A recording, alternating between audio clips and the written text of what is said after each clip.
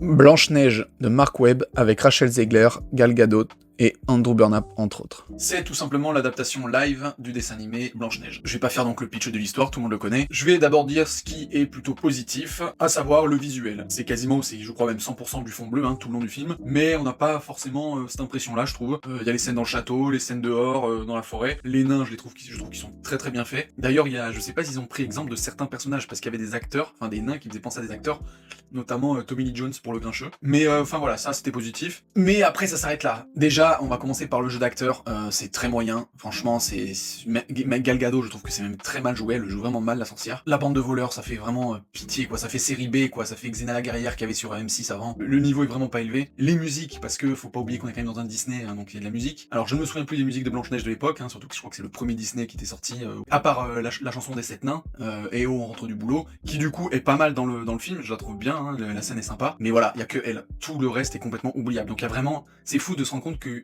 avant ils savaient faire des chansons et que maintenant ils savent pas en fait. Il y a plus d'efforts faits dessus. Ensuite, donc plusieurs points, voilà que j'ai noté quand même bizarre. Déjà il y a un faux raccord. À un moment donné, il y a la Blanche-Neige qui veut fuir la garde royale dans la forêt et elle enlève ça. Enfin, il y a une robe à un moment donné qui est par terre où il y a les oiseaux qui sont dedans et qui la fait voler comme si c'était un fantôme. La scène directement après, c'est Blanche-Neige en train de courir au cheval, en train de les semer. Il y a sa robe. Donc la meuf, elle a dédoublé sa robe, on sait pas comment. Donc là vraiment gros faux raccord, j'ai pas compris. Sinon, à un moment donné, il y a une chanson pendant que les nains ils se sont engueulés tout ça, où ils doivent tout faire le nettoyage dans la maison. Elle chante en disant, elle leur apprend à siffler en disant oui, il faut chanter en travaillant, comme ça passe plus vite. Mais en fait, ils le font déjà quand ils travaillent dans les mines, avec justement la fameuse chanson et oh, on va au boulot et on rentre du boulot. Ils chantent tout le long qu'ils travaillent à la mine. Donc ils savent très bien que chanter ça fait passer le temps plus vite. Voilà, je trouvais que la chanson, enfin les paroles de la chanson étaient incohérentes. Pareil aussi, bon voilà, c'est titillé, mais la reine elle envoie quand même son armée retrouver Blanche-Neige dans la forêt. Apparemment ils galèrent quand même un peu.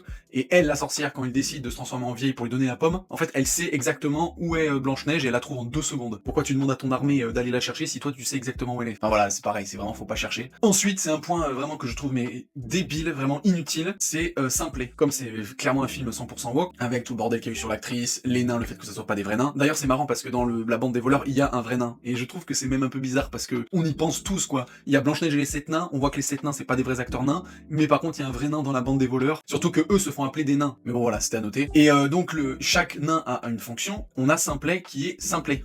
C'est simple d'esprit en gros. Et dans le dessin animé, c'est ce qu'il est, et donc il ne parle pas. Et là en fait, on apprend dans le film qu'en fait, il parle pas parce qu'il se fait bisuter par les autres nains. Alors bisuter, le mot est fort, mais en fait justement, on comprend qu'il parle pas parce que il est timide. Et que en fait il est un peu bisuté par les autres. Et à la fin du film, bien sûr, on le voit parler. Donc ça veut dire qu'en fait le mec c'est timide. Donc le nain qui s'appelle timide, t'as envie de dire il sert à quoi? Ils ont vraiment foiré le personnage de Simplet. Mais je pense que comme ils sont woke et qu'ils ont pas voulu mettre d'handicapé, et ben ils se sont dit ah bah non on va pas mettre quelqu'un qui est simple d'esprit, surtout si en plus les autres nains se moquent un peu de lui. Donc enfin voilà, tout est raté. Alors que je trouve que dans le dessin animé, les autres nains ils se moquaient pas forcément de Simplet, et voilà, c'était Simplet. Et en plus c'est limite celui qu'on s'attache le plus. Et là non en fait il est pas Simplet, il est juste timide. Donc en fait dans les 7 nains, il y a timide et timide.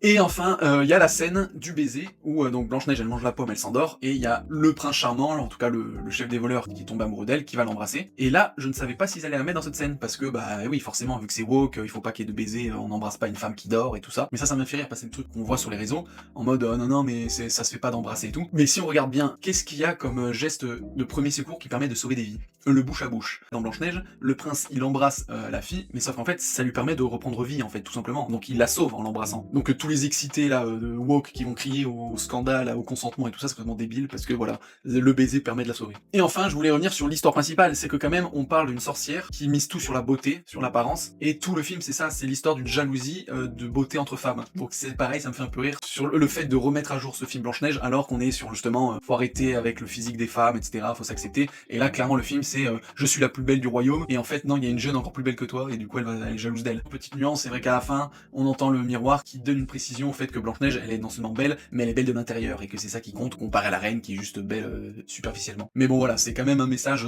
très superficiel pour l'époque. Et enfin, je voulais noter les notes d'Halluciné, 1,8 sur 5 la presse et 2,2 des spectateurs. Alors c'est une des pires notes, vraiment il prend une bâche, ça m'étonne pas avec tout le scandale qu'il y a eu. Là sur le coup je trouve que c'est extrême. Pour moi c'est quasiment la même note que les dessins animés, parce que c'est juste qu'on le refait au bout du jour, que ça soit avec des vrais acteurs ou des vrais effets numériques, c'est le même matériau en fait. Là bien sûr le seul truc qui change c'est que Blanche-Neige elle est pas blanche, elle est métisse, mais même ça moi je suis complètement contre. contre, hein, ce genre de truc, et j'aurais voulu une actrice blanche. Mais à côté de ça, le film, je vais pas lui mettre une sale note juste parce qu'il y a ça, en fait. Le film en tant que tel, oui, je l'ai pas trouvé ouf. De base, Blanche-Neige, c'est un des Disney que j'aime le moins. L'histoire, je la trouve pas très intéressante, mais c'est pas nul à chier, quoi. Donc, il mérite peut-être pas d'avoir des notes aussi catastrophiques.